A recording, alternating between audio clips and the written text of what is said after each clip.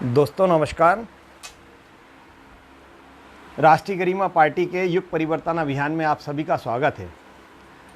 15 अगस्त का अवसर है।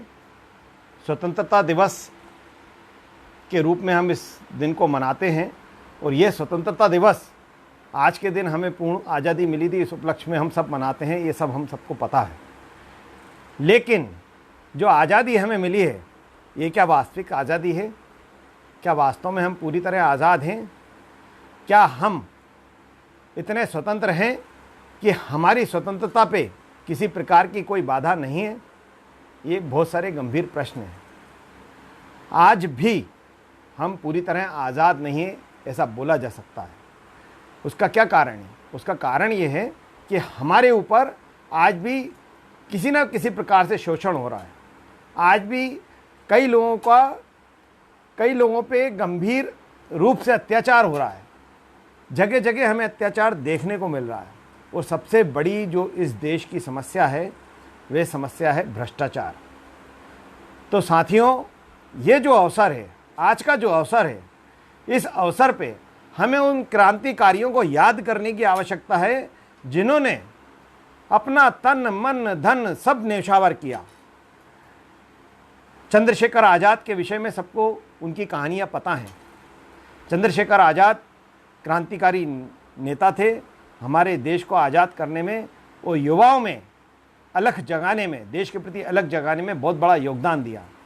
चंद्रशेखर आज़ाद बहुत गरीब घर से थे।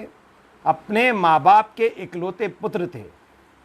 उनके माँ बाप इतने ज़्यादा गरीबी में जीवन जी रहे थे कि आप उसकी कल्पना भी नहीं कर सकते। उनको 2 वक्त की रोटी नसीब नहीं थी। उस काल में चंद्रशेखर आज़ाद देश की आज़ादी के लिए धन को लूटते थे और लूट का सारा धन उनके पास ही रहता था। उनकी पूरी जो क्रांतिकारियों की का गठबंधन था, जो लोग थे, क्रांतिकारी जो लोग थे, उन सब ने सारे धन को, लूटे हुए धन को रखने की जिम्मेदारी चंद्रशेखर आज़ाद को सौंप रखी थी। चंद्रशेखर आज़ाद के गांव के कुछ लोग उनके पास आए, उनसे ये कहा कि इस लूट के धन में से थोड़ा धन आप हमें दे दें ताकि आपके माँ बाप की देखरेख हो सके, उनका जीवन यापन हो सके। तो उन्होंने उन लोगों से क्या कहा, आप सोच भी नहीं सकते। उन्होंने कहा कि ये धन देश को आज़ाद कराने के लिए क्रांतिकारियों ने लूटा है और इस धन को मेरे माँ बाप पे खर्च नहीं किया जा सकता। क्या और क्रांतिकारियों के माँ बाप नहीं हैं? और गांव के अगर पूरा का पूरा गांव मेरे दोनों माँ बाप को 2 वक्त की रोटी नहीं दे सकता, तो आप मुझे आके अगली बार बता देना, तो मैं इस पिस्तौल की 2 गोली अपने माँ बाप में दाग कर आ जाऊंगा ताकि ये झंझट खत्म हो जाएगा। लेकिन इस धन में से आपको मैं कोई धन नहीं दे सकता। ऐसे क्रांतिकारियों की दम पर आज ये देश आज़ाद हुआ है, जिसमें हम स्वतंत्रता की सांसें ले रहे हैं। लेकिन इस स्वतंत्रता में अगर किसी बात की दीमक लगाई हुई है, तो उन भ्रष्टाचारियों ने दीमक लगा रखी है, जो इस देश का पैसा, करों का पैसा भ्रष्टाचार के माध्यम से अपने लिए और अपने बालों के लिए इकट्ठा कर रहे हैं। ये कितने दुर्भाग्य की बात है। पग पग पर हमको भ्रष्टाचार नज़र आता है। प्रधानमंत्री जी पहल कर रहे हैं भ्रष्टाचार को ख़त्म करने की, लेकिन उनकी पहल नाकाफ़ी हमको नज़र आती है।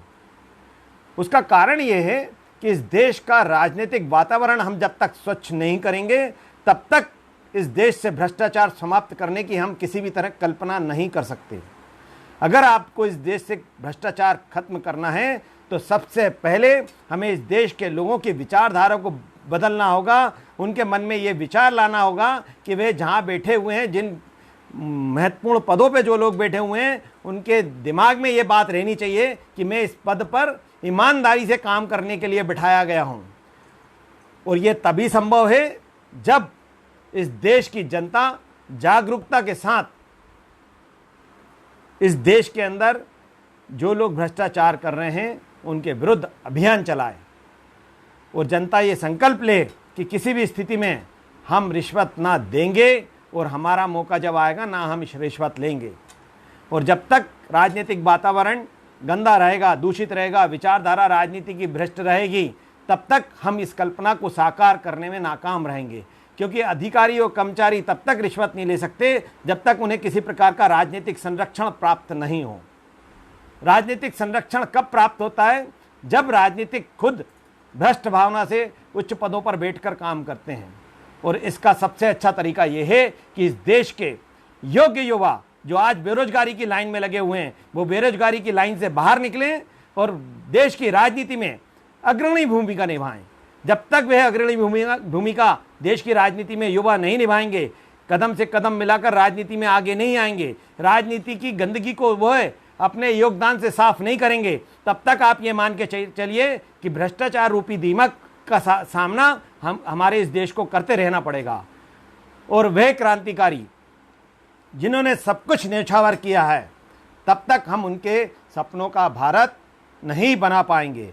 यदि हमें क्रांतिकारियों के सपनों का भारत बनाना है, यदि हमको इस भारत को वास्तव में विश्वगुरु बनाना है, यदि हमको इस भारत को वास्तव में विश्व के शिखर पर लेकर आना है, तो आप ये मान के चलिए कि युवाओं को ये कमान संभालनी पड़ेगी। बिना युवाओं को ये कमान संभाले आप भारत की तस्वीर को बदलने की कल्पना नहीं कर सकते।